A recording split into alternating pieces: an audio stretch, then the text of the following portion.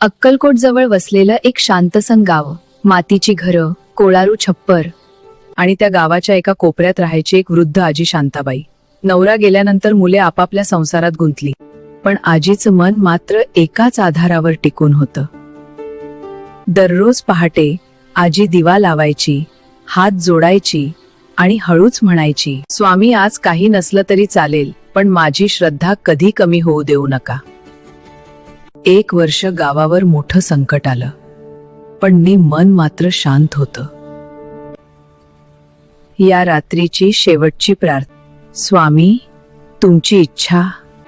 आणि स्वप्नात एक तेजस्वी प्रकाश केशरी वस्वामी समर्थ सौम्य हास्याने म्हणाले, शांताबाई काळजी करू नकोस, उद्या पाहुणा येईल. दुसऱ्या दिवशी दुपारी दारावर एक साधू आला. आई भिक्षा देशील का? बाबा माझे काहीच नाही. मग घरात पहा. आजी आत गेली आणि क्षणभर स्तब्ध झाली. धान्याची सोनेरी दिव्य प्रकाशाने उजळलं होतं.